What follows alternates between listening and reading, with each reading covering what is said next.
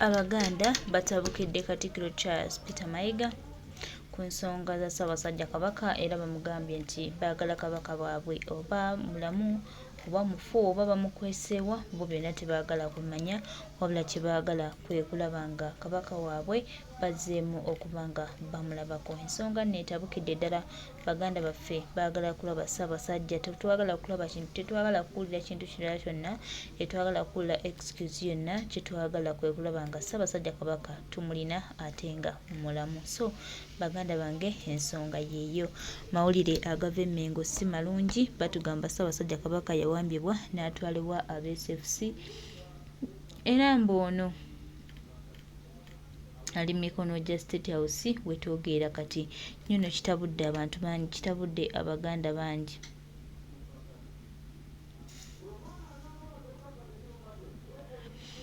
Kitabudde abantu bangi ku nsonga zimu oba endala, naye nga twongera obajjukiza n'okubategeeza nti n'eggwanga we lituuse tulina kwebeereramu okulaba nga tutambuza bulungi emirimu era nga tutereeza bulungi eggwanga. Tulina okukkiriza nti ebintu ebimu tulina okuyimukiramu nga bannansi.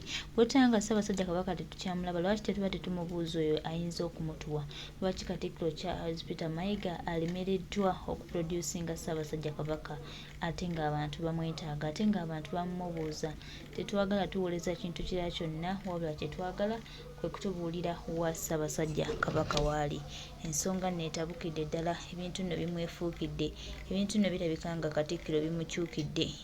Abaganda twagala bantu baffe, twagala Ssaabasajja Kabaka, totubuulira kintu kirala kyonna okuggyako okutugamba nti Ssaabasajja Kabaka ali wano.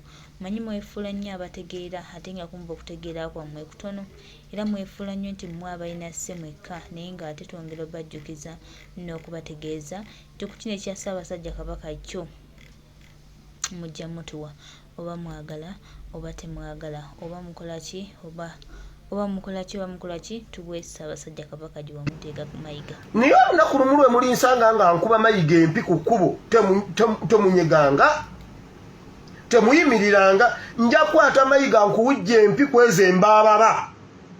Kabaka aliwa? Kabaka aliwa gw'ogamba gwe tutandikirako? Ebyobufuzi mu byonoonye byonna byonna Abanyarwanda mubitutte, olukiiko lwa Buganda mulututte, atusekerera akaseko k'Abafalisaayo.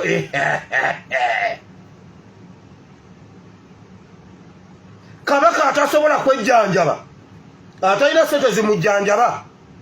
Omusajja alina ettaka, bajjajja be bamulekera ettaka, alina abantu b'Uganda simanyi miliyoni 16, zonna muzeebasizza, alinga atalinayo muntu n'omu.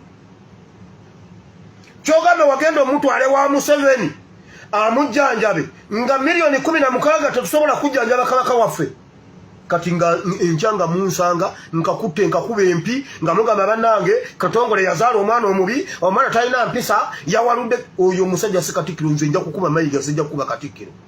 Nja kukuba Mayiga empi. Waliwo abantu be nasuubiza empi, enanga nja kukuba empi. Sebo nammwe mutudde muwuliriza, naye muyina amagezi. Mutudde Omunyarwanda abasomesa Uganda. Nga mwagala, naye mulaba ekintu kye mukoze empuuga. Lwaki temukikola Mayiga? Najja ku mukolo ngaawo ne mutambula mwenna ne muvaawo. N'asigalawo n'abasirikale be, ayogere n'abasirikale be, mwenna ne mutambula ne muvaawo. Ne mukimukola emirundi egi. Naye bannange Bannayuganda, nja basanga ku mukolo ne Mayiga. Nsookera kubatudde mu butebe. Okyayinza otuula n'owuliriza naye kati bagenda kuggulawo emipiira simanyi egy'ebika, simanyi egy'amasaza. Mugenda kuddayo mu mipiira gy'amasaza nga Kabaka taliiwo. Naye Abaganda mulina ekizibu ku mutwe, Bannayuganda mulina ekizibu ku mitwe gyammwe. Mugenda kuddayo Mayiga aggulewo emipiira.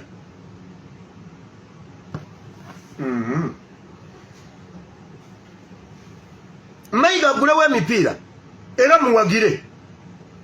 Nammwe mulina problem. Mmwe Mukama tukwebaziza olw'ekigambo ky'ekiramu. Mukama okimanyi nti bano abasajja babadde batukamula eŋŋano, babadde batulya eŋŋano. Mpuuga n'olyoka otulya eŋŋano, ne mutubeera ne mutulya eŋŋano. sebo fenga no yamu ne muzimba amayumba mbunina amasomero njagenda nsomese ate tugamba tuvire genda osomese sijja kuvaawo kubanga nopene ino okutereza gwe mpuuga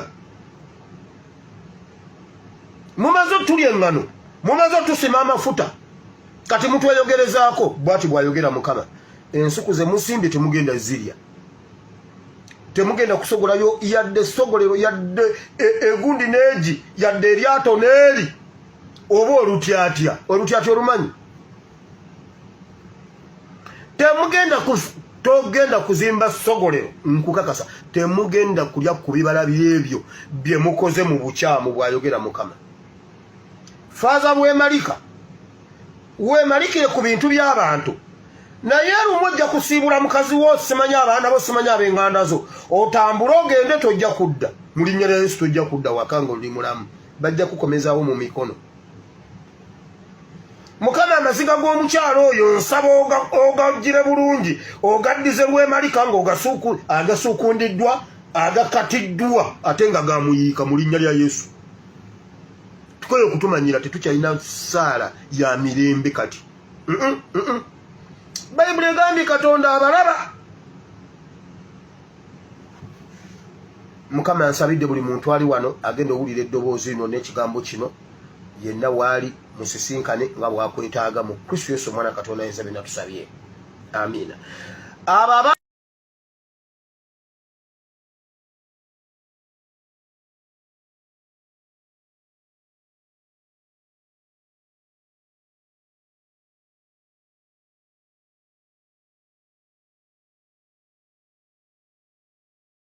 muli nsanga nga nkuba mayiga empi ku kkubo temunyeganga temuyimiriranga nja kwata mayiga nkuwujja empi kweza embaababa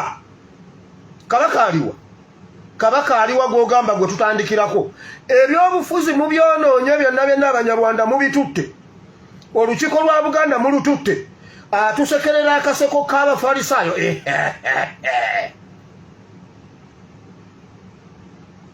kabaka atasobola kwejjanjaba atalina sente zimujjanjaba omusajja alina ettaka bajjajja be bamulekera ettaka ayina abantu b'Oganda simanyi miliyoni 16 zonna muzeebasizza alinga atalinayo muntu n'omu kyogamba wagenda omutwale wa Museveni amujjanjabe nga miliyoni 16 tetusobola kujjanjaba kabaka waffe kati nga enkyanga munsanga nkakutte nkakuba empi nga mugamba bannange Katongole yazaala omwana omubi omwana talina mpisa yawaludde oyo omusajja si Katikkiro nze nja kukuba mayiga sijja kukuba Katikkiro nja kukuba mayiga empi waliwo abantu benasuubiza empi enanga nja kukuba empi sebo nammwe mutudde muwuliriza naye muyina amagezi mutudde omunyarwanda abasomesa Uganda nga mwagala naye mulaba ekintu kye mukoze empuuga lwaki temukikola mayiga najja ku mukolo ngaawo ne mutambula mwenna ne muvaawo n'asigalawo n'abasirikale be ayogere n'abasirikale be mwenna ne mutambula ne muvaawo ne mukimukola emirundi egi naye bannange bannayuganda nja basanga ku mukolo ne mayiga nsookera ku batudde mu butebe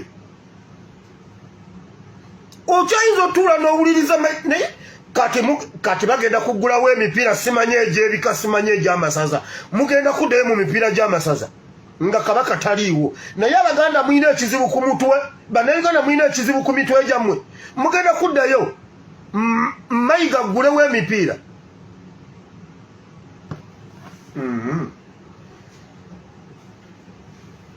mayiga aggulewo emipiira era muwagire nammwe mulina purobulemu mmwe Mukama tukwebaziza olw'ekigambo kyekiramu Mukama okimanyi nti bano abasajja babadde batukamula eŋŋano babadde batulya eŋŋano mpuuga n'olyoka otulya eŋŋano ne mutugeya ne mutulya eŋŋano sebo ffe eŋŋano yammwe ne muzimba amayumba mbu nnina amasomero njagenda nsomese ate tugamba tuvire genda osomese sijja kuvaawo kubanga nopene erina okutereeza gwe mpuuga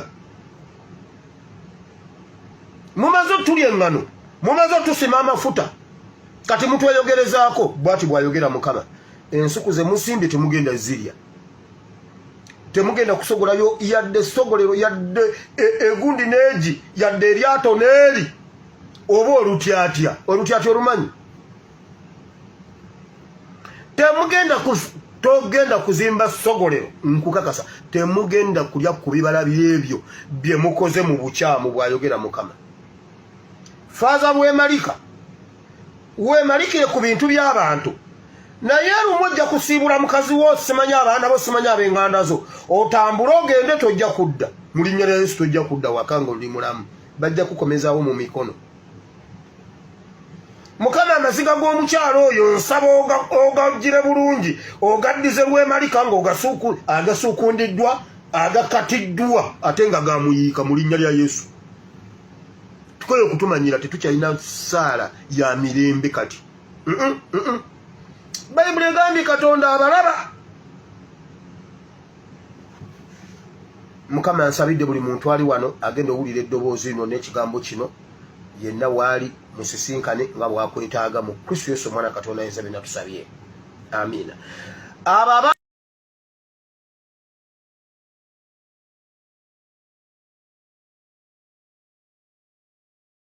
Katikkiro Charles Peter Mayiga twongera okujjukiza n'okutegeeza nti tuwagala Kabaka waffe tobaako kintu kirala kyonna ky'otugamba okuggyako okutuwa Kabaka waffe kye tukwagaza todda ogamba todda mutubuzaabuza abantu baagala Kabaka waabwe